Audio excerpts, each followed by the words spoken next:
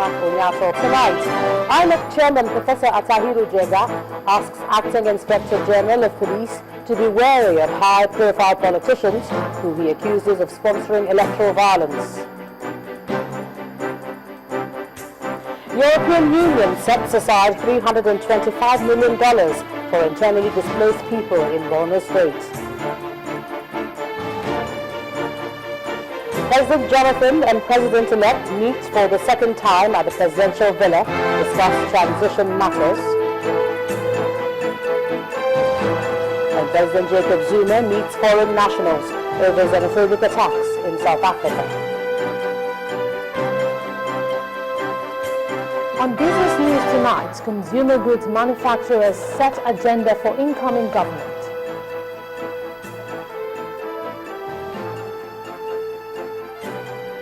And on Sports News tonight, Barcelona face old boss Pep Guardiola's Bayern Munich.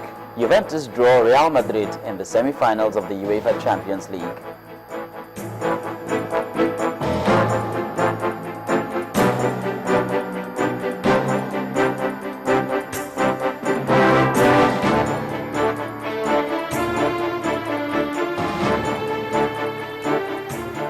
For the second time in 1 month, the President and the President-elect met again at the presidential villa for about 30 minutes.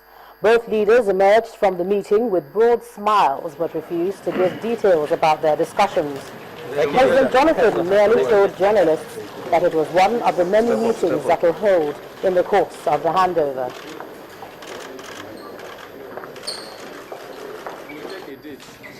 Where the president will come and I will show him around the State House. But today is not for that. Today is for continue with our conversation. So we don't need to worry the president. You don't need to also worry the president. Yeah. But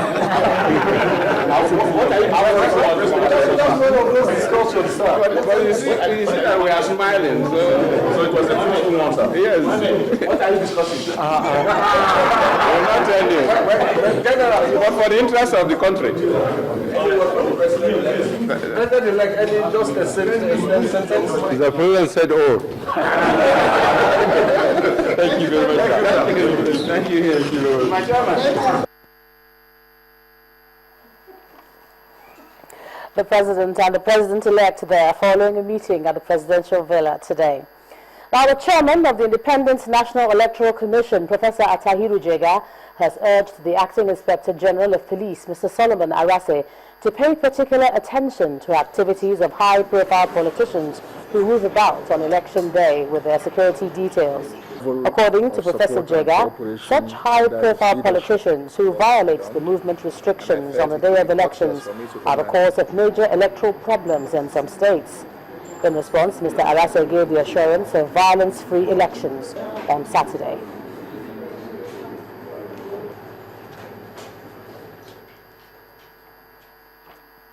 Now, before the meeting with the INEC chairman, the Acting Inspector General of Police, Mr. Solomon Arase, gave instructions on restriction of vehicular movement in the local government areas where rerun elections will be holding tomorrow.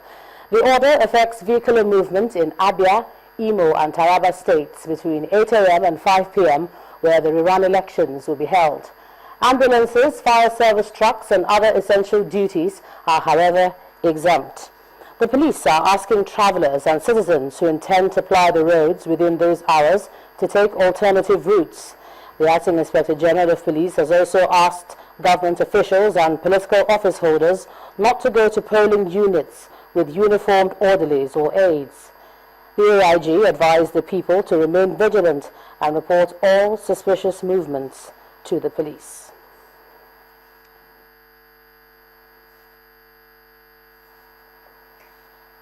In the meantime, one of the 3 resident electoral commissioners deployed to Imo State for tomorrow's exercise, Mr. Mike Igini, has warned politicians against the use of political thugs during the supplementary elections.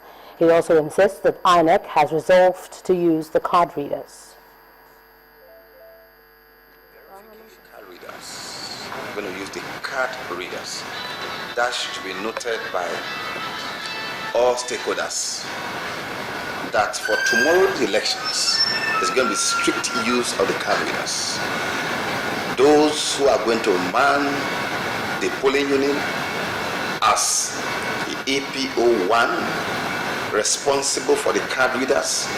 We are also drawing some of them from the core ICT staff of the commission here. I've also had meetings with them.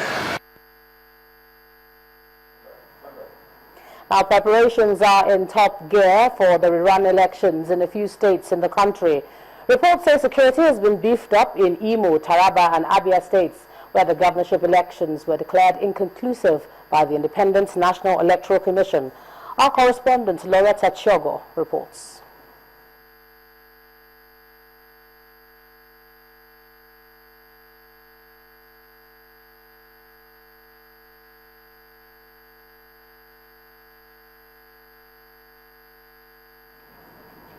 We'll probably have that much later on in the bulletin, but let's move on. The Director General of the National Institute for Legislative Studies has described as dismal the low turnout of legislators in the country's states and the National Assembly, which he said poses a serious risk to Nigeria's democracy and good governance.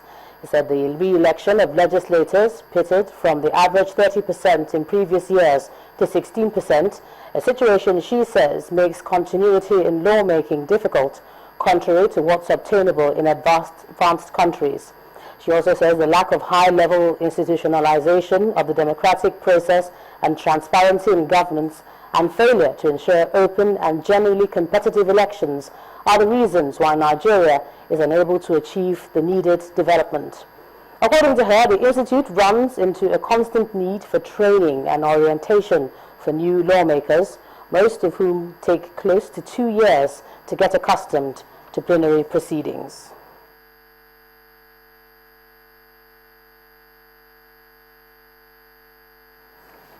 All right, now we were speaking about preparations being in top gear for the rerun elections in some states of the country. Let's see what our correspondent Loretta Chogo has to say about that.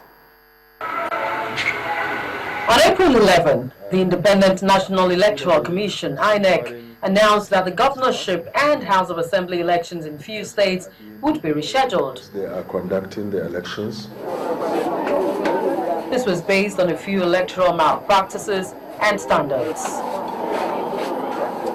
Abia, Imo and Taraba are the hot points for the rescheduled governorship elections, where INEC declared them inconclusive.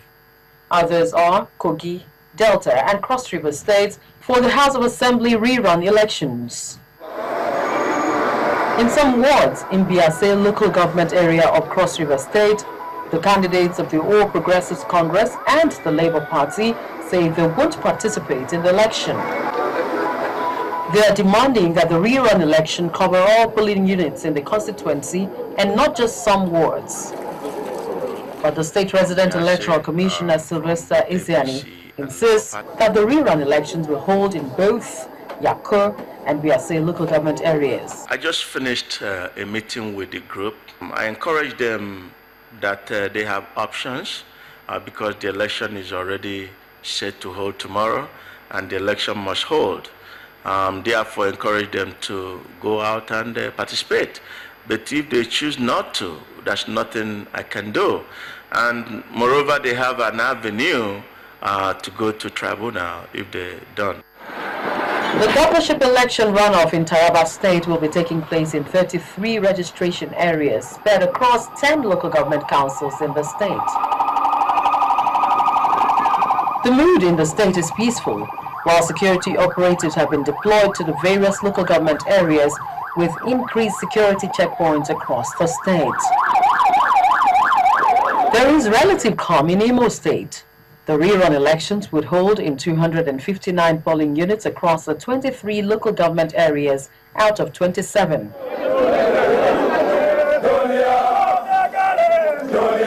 The police has ordered restriction of vehicular movement from 8 a.m. to 6 p.m.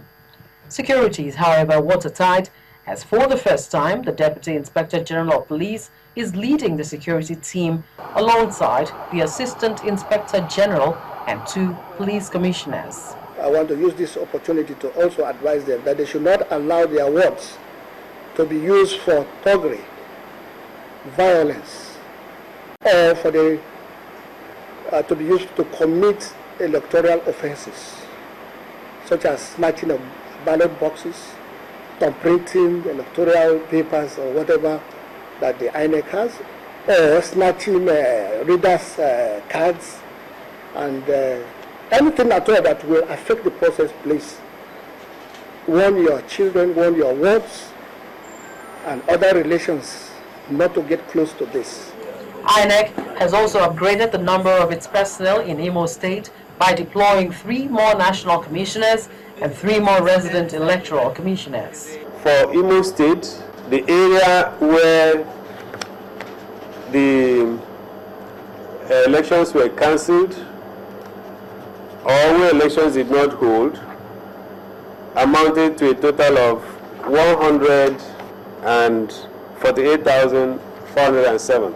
In Abia State, the rerun elections will hold in 9 local government areas. Some voters say they're not aware of the polling centers where the elections will hold, as there's no much enlightenment. Loretta Chiogo, Channels Television News.